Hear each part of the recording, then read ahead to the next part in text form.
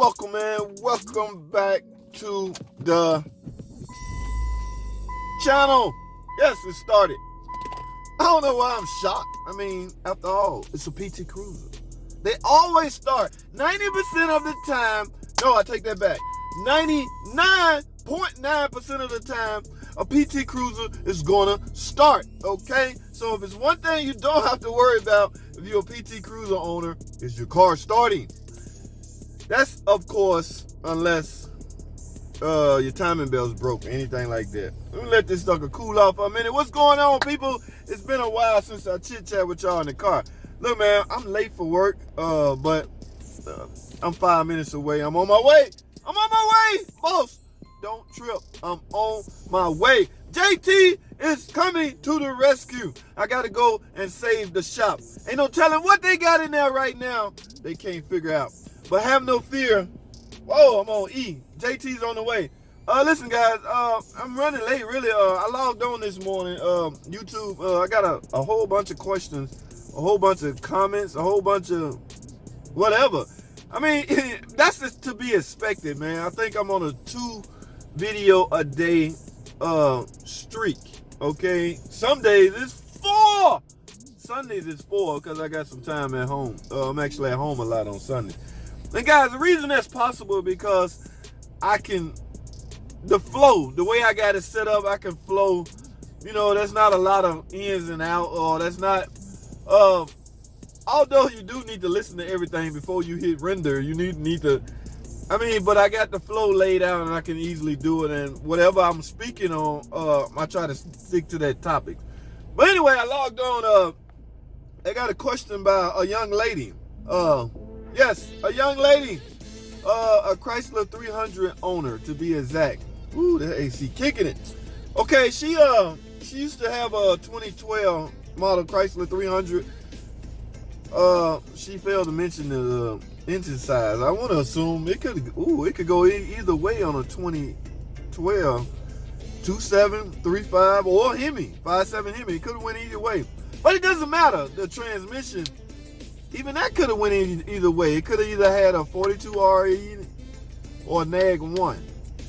But anyway, her question was, why can't she find, she got a new car, Chrysler 300, 2 years newer, okay? She went from a 2012 to a 2014.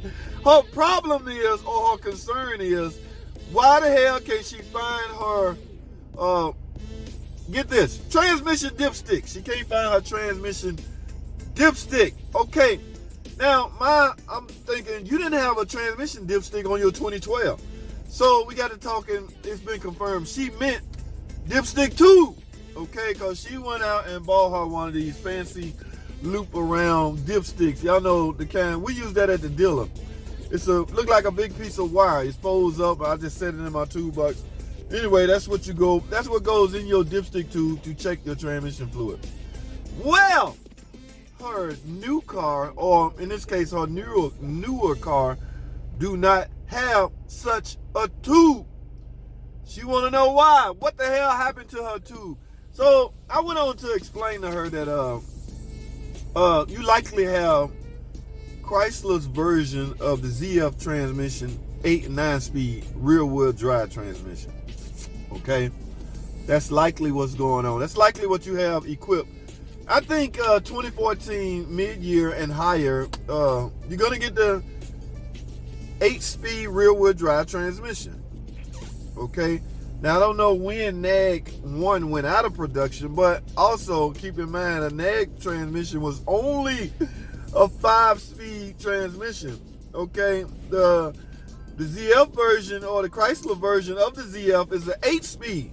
So, ladies and gentlemen, you now have 4 additional gears, which is a good thing for emission, fuel economy, things like that. Yes, all that plays a role in it. And it's also a better transmission. I will go out on a limb and say that. Normally I don't do that. Okay, the NAG transmission had its time. It did what it was supposed to do during its time. Yes, there was some failures. There was quite a few failures. I have personally went inside of a NAG from front to the rear. Okay, total recondition. When I say recondition, I mean every seal, every clutch, everything. When this transmission first came out in the 300 or whatever, we had a problem with water leaking inside of the dipstick. And y'all know when water mixed with transmission fluid, nothing but bad things can happen. And that's exactly what happened. I remember when this car was under warranty, Chrysler told me, take it out, bust everything open, replace every single seal. And guys, I'm gonna tell y'all something. We was on the phone back then. By the time I get ready to hang up, he caught me before I listen to me. Listen to me, Johnny. Listen to me. Hear me out. Do not cheat any seal. Okay, replace every seal. In other words, what he was getting at is, I assume he either used to be a mechanic or he know how mechanics operate. Yes, we tend to find a shortcut. Oh, I don't need all of them. Let me just do this. He assured me that if I skip any seal, the car will be back for slipping in that particular clutch pack seal that you didn't do.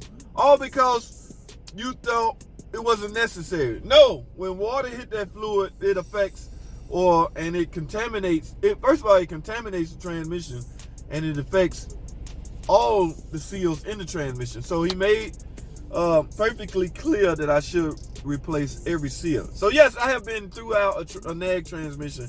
They're done. They're gone.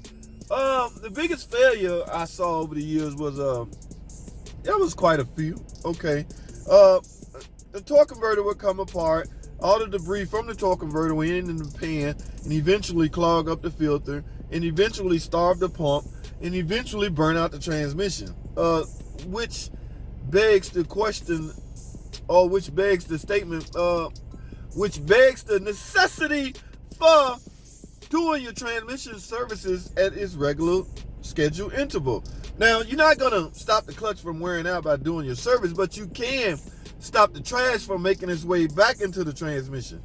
Because when you do a service, you're changing the filter, and that's the filter's job, is to filter the transmission of debris, junk, dirt. That's his job. So if you're doing that, you are essentially prolonging the life of the transmission.